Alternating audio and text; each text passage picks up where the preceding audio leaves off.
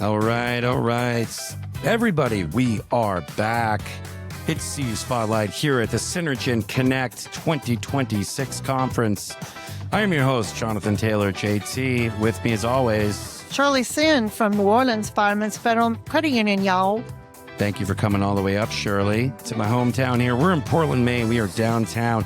We are at the Eastland Westin, the Westin Eastland. We're going in all directions today. There's a long story there.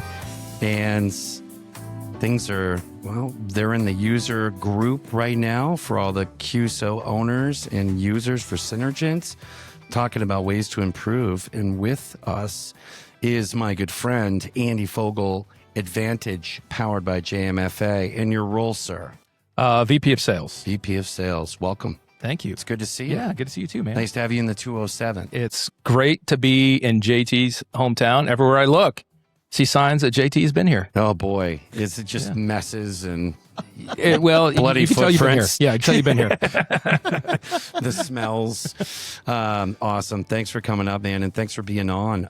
Exciting stuff. So I asked you right before the show here whether or not you had been, so this is first time at this conference. Yeah, for you guys. first time at this conference. We have had a really great relationship with Synergent over the last several years, and especially in the last year or two. It's been very, very good. And how we work with Synergent and the value we provide to the clients. And so, yeah, it's our first time exhibiting here. We're excited. I love that. Well, they were saying how this is the first year they've actually had the room and the sponsors. So it's nice to see what 5th, 6th year in, how this is growing. And, you know, I think it's becoming more than, I don't want to say just a user conference, because that's an important It's an thing. experience conference. Yeah, there's a lot of good stuff. So it's fun to see it grow. And for me, having worked in the same building as Synergent for 10 years of my life, it's really neat to see how much they've grown into 36 states, I think, at this point. And, you know, it really started here in Maine. And so it's a lot of fun. You stick around long enough and you get to see how these things really grow. It's very cool. I'm curious for you, because you're a student of the game. What are you this year excited about learning here at this conference? About learning at the conference, boy, I'm most excited really about just connecting with the Synergent folks. I know a few of them, and connecting with the other credit unions that are here. That's really why I'm here. As you know, I'm a relationship guy. Sure. I'm a connection guy, and so I just want to meet with as many credit unions as I can, and meet with the Synergent folks, and just see how we could help each other to help credit unions be more successful. Sure. What are you hearing? Because you work with, I mean, gosh, just in your territory, how many? Well, I cover everything east of the Mississippi, and so we work with quite a few in Maine and quite a few other Synergent credit unions. Yeah. And so I don't know how many credit unions we have in our whole territory, a couple thousand. Sure. And what's been kind of some of the through threads, some of the common things you're hearing now from credit unions as far as what they're looking for, what they're needing? Deposits, account growth, member growth, specifically checking account growth. That's something that we're really focused on. And we talk to institutions nearly every day that have tried just about every marketing method known to man, and tried member growth, and tried to acquire new checking accounts. And many of them tell us, hey, we've spent lots and lots of money on this over the years, and we've got okay results. Yeah. Maybe it's the term checking. Yeah, that's certainly part of it. I think today we're a little older, JT, Sure. a little more seasoned, perhaps. Yeah. Perhaps Me too. than some. A little salt and pepper. Yeah, a little salt and pepper. Mine's more on the salt side anymore. But when we grew up, they were checking accounts or even share draft accounts. Right. And the younger folks don't call them that anymore. You hear them called a number of different things. Sometimes they're called checking accounts. Sometimes they're called spend accounts. Yeah. Sometimes they're called debit accounts. Sometimes they're called money card accounts. Yeah. And if you're not up to date on the most common terms, you're going to miss keywords, and that's gonna hurt you from a marketing perspective as well. And so, I think sometimes credit unions just don't even think about what those terms might be. They're not focusing on how else can we ensure that we're positioning ourselves for future growth. Yep. Tell us a little bit. I know JMFA has been around for a while. I've been in the industry for 35 years, and I know they've been a big part of my working with credit unions to the corporates. But like what you were just talking about, when we're thinking about bringing in younger generations, but yet our deposits are still with our older generations, our baby boomers, young at heart, what are the kinds of things that you're thinking about and having to talk to credit unions with what you're doing at Advantage and so forth when it comes to the member growth, those deposits, and even generating like the non-interest income from some of those things? Yeah. To answer the first part of your question about JMFA versus Advantage, you're right. We've been around 40 years and really just changed the name a few years ago when our original founder and owner, John M. Floyd, JMFA, when he retired as CEO, we thought, a name change was appropriate at the time. So we're Advantage. We're still powered by JMFA. So we still have a lot of the same folks, same leaders, a lot of folks on the team that have been around 20 plus years, which is fantastic. As far as growing accounts, when we talk to institutions, they say, hey, our member growth has been okay, but how they define okay is maybe 1 or 2% a year. Right. Our checking account growth has been maybe flat. We could lend to anybody, but deposits are a problem. We need to grow deposits. Right. And so we talk about checking growth and member growth in the terms of, is that all equal? Like, is one member, it doesn't matter. They provide the same value. Right. I don't think they do any longer. Personally, I think that we have, we're fighting for fewer members overall. Mm-hmm. Last year as a whole, community banks and credit unions as a whole, if I lump those two together, opened 4% of the checking accounts in America last year. And that's way down from just 7 or 8 years ago. And it costs more to acquire one of those new checking accounts than it did. It's about $500 to $700 on average now, where 10 years ago, that was a couple $100.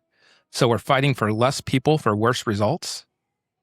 And when we get someone in, we're so happy that we gained one new member, one new account, but that's not maybe the best way to measure it.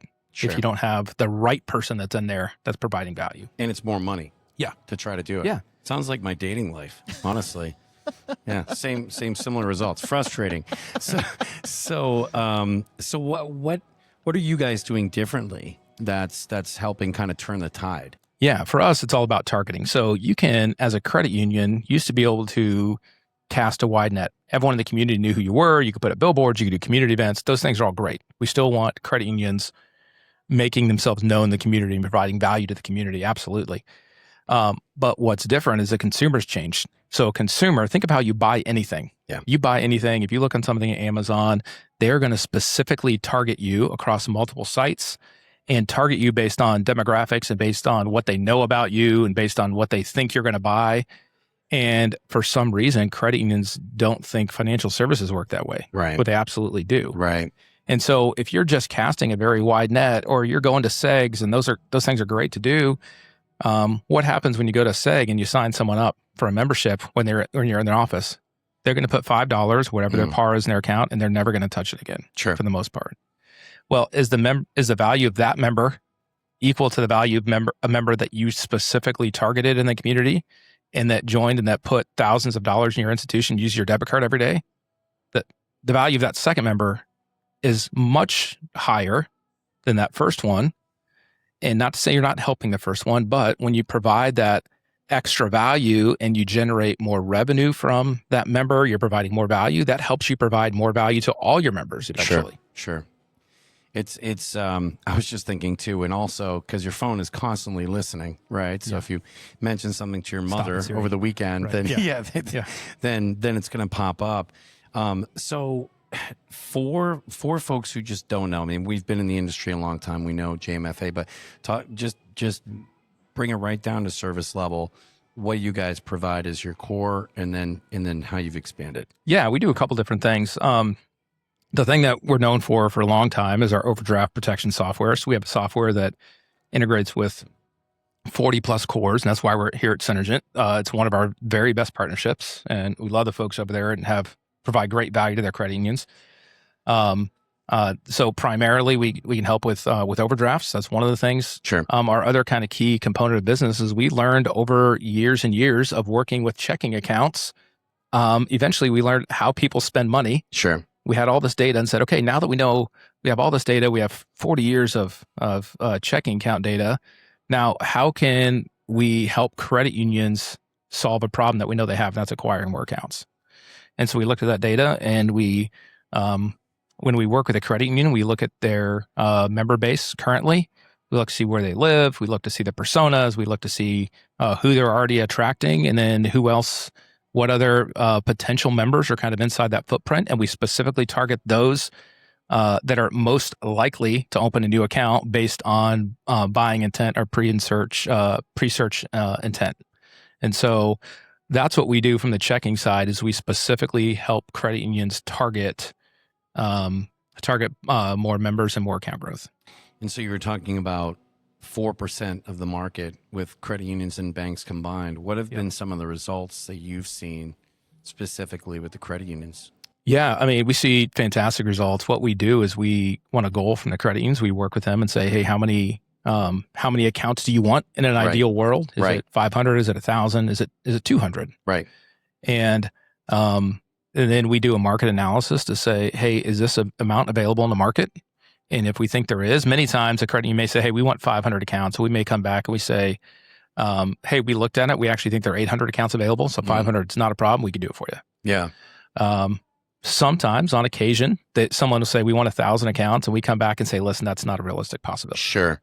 And we're just going to be honest with them and tell them that's not real, because there's no use us taking that business on something that we know we're going to fail at. Sure. And that doesn't happen often, but there's sometimes when the goals are just too big for a specific market, or maybe they've saturated that market or something else. Well, and I would think the opposite would be true too, where they're like, yeah, 500 would be great. And then here come 1,000, right? Which sometimes can be its own problem, right? Yeah. If they're not ready to be able to handle that much business. And so I'm sure that's part of the analysis as well. Yeah. What's your onboarding look like? What is everything else? Is your team ready? Absolutely. If we're able to give you this. Yeah, absolutely. We talk a lot about the onboarding process. And that's something we can help with. If institution wants help onboarding new members, sure, that's a different solution we provide as well, to say, hey, now that they're here, now what? Right. So you want to capture them while they're in the buying mindset. And that's that first 30, 60, 90 days, not have someone call them once and then not talk to them again until it's their credit union anniversary. Right. Yep. And then they get an email. You were talking a little bit, backing up a little bit, about the checking, transaction, so forth. And I think it was last week or week before, there was a webinar talking about SoFi acquired more checking accounts, transaction accounts, than all credit unions combined last year. How do we compete with something like that when you're talking about that onboarding process and making it something that your credit union clients are wanting to get involved with and having that same kind of experience? Yeah. And I think you asked the question is, why has SoFi been successful? Where are they gaining new members? Yeah. And who are they gaining? And then how can we do the same thing? And so that's the targeting. SoFi knows everything about you. And they want the data. They want the data. Yeah. And it's a data company that happens to provide financial services. Well, in a credit union, no matter what size, a credit union really struggles with that, because that isn't their primary, in their wheelhouse necessarily. It isn't their primary role of expertise to be able to do that. And so we bring that expertise to the institution. We say, hey, we have data on 240 million consumers, 1,300 data points per consumer. So you don't want everyone to know you. You just want the right person at the right time to know you.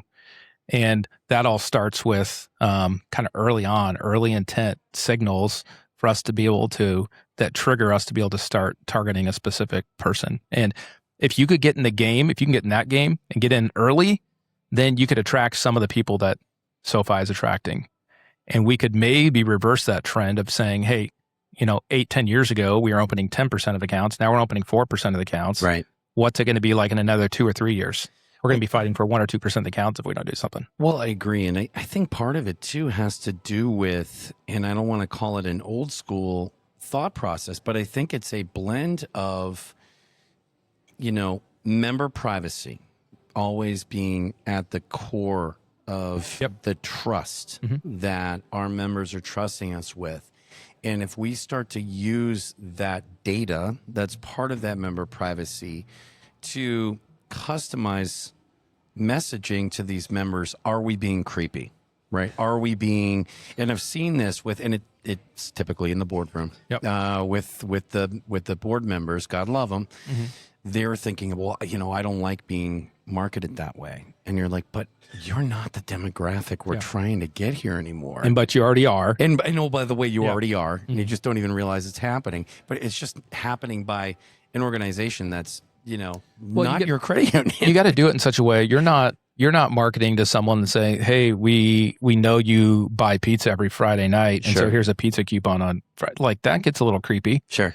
But what you're marketing to someone to say, hey, you fit based on what we know about you, you fit a specific target, and this is a great product for you. Right. Like, I always use the example, I am a coffee snob. Like, same. Frankly, it's a little embarrassing. Some of the stuff that I do or will buy in order to get. Are you a French presser? No. Okay. Come on. That's for amateurs. I'm a Chemex guy. You're like Walter White in Breaking Bad with the coffee lab. Oh, there's scales and stuff every morning. Yeah. I told you it's a little embarrassing, but it's a problem. It's a problem I have. This is fascinating. We're going to have a sidebar. Anyways. So anyway, so I spend probably too much time online looking at coffee stuff. Sure. And so then I start getting advertised this new device recently. It's called an OXO Rapid Brewer. I never heard of this thing, but it's like it's like a press. It's a manual press, pours a great shot of espresso. I'm like, I need to check this out. So I start getting advertised this thing. Next thing you know, it's at my house, right? Okay. I bought it. And so, but they reached out to me and I feel known and I feel like this company knows me. Sure. Because they said, hey, here's a great product that we think you would like. Right. And you have to take that same approach with financial services because that's how people buy everything today.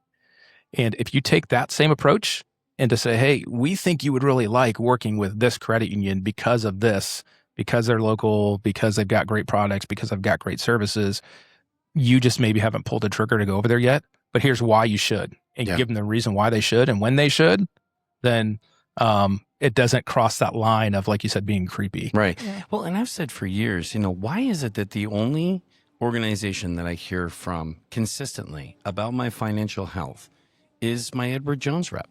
Yep. Once a quarter, I'm getting the call from her. Now, she's the big sister of one of my best friends and my old drummer in my band, and I've known her my whole life. But, it's consistent. And I'm like, why am I not hearing from my credit unions, even just to check in, And I think that creating those opportunities, and a lot of times we hear, well, it's because there's no time. We don't have enough time to do this. So it's like finding those ways to do touch points, but then also just finding ways to leverage the data, leverage the relationship to just queue up what you can do for them in a very, efficient manner that's the pathway forward. Yep.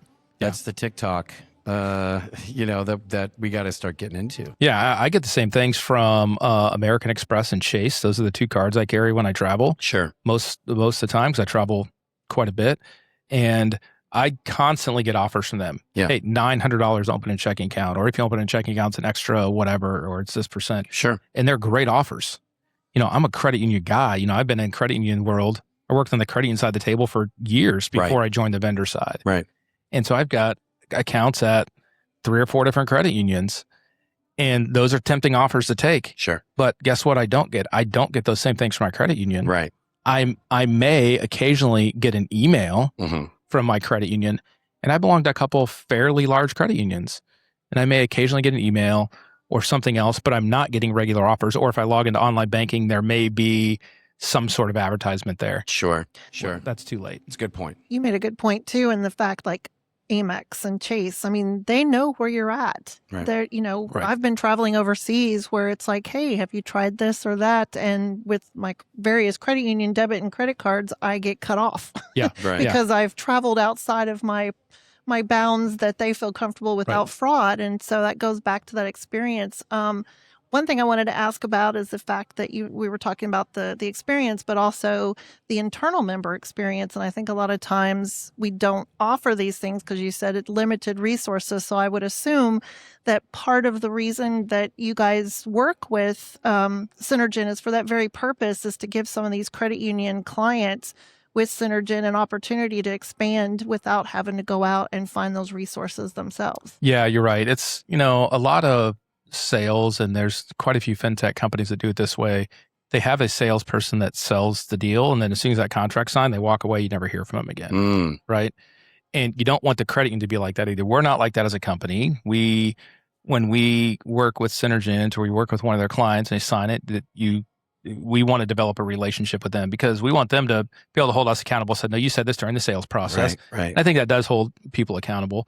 But we also want to go back to them and check in. Hey, how's everything going? What about this other product eventually? We want to deepen those relationships, I think. And I think there is a general trend for a long time. The trend was breaking away from the old model of having everything with your core and everything in one spot. And then it went the other way and everyone had 100 different vendors. And now it's seeming to swing back a little bit the other way to say, hey, let's consolidate vendors a little bit more. Sure. And so we want to be able to partner with credit unions to be able to do that, to go back and say, hey, since this is going so great and so we're providing such good service, what about this other product we have? Or how else can we possibly help you? What about our contract optimizer piece or what's something else that we could do? Well, the credit union should do the same thing. Yeah. They should be able to open that checking account and then go back and say, hey, since you're using your checking account so much, what about that auto loan that you have with the bank down the street? Sure. Or what about your mortgage over there? What can we do for that? And the members should want to listen. Right. The institution's providing enough value, right, and it's a good enough experience, the member wants to listen. Yeah, I agree. So listen, this has been great. Always. For the listeners that are interested in learning more, they want to send this to somebody else to learn more, where would they go to learn more about Advantage? Yeah, they can go to our website, advantage-fi.com. Okay. Or they could send me a direct email. Which is? Andy.Fogle@jmfa.com. And it's Andy with an I. I'm kidding. No. It's not one of those fancy ones. Yeah. Always good to see you, my friend. You too, my man. Enjoying spending some time with you in this beautiful city of ours. Absolutely. And getting some lobster. All right. Because I know that's I'm that's on the enjoying menu. you too. Thank you. Yes, Thank you, Shirley. Absolutely. Thank you. Thank you, Shirley, for coming up. Thanks. And thank you, listeners, for sticking with us here at the Synergent Connect 2026 conference in downtown Portland, Maine at the Weston Eastland. Again, Sean Taylor, JT with CU Spotlight. And thank you to Synergent for hosting us and for sponsoring the podcast today. Folks, we will see you next time. Take care.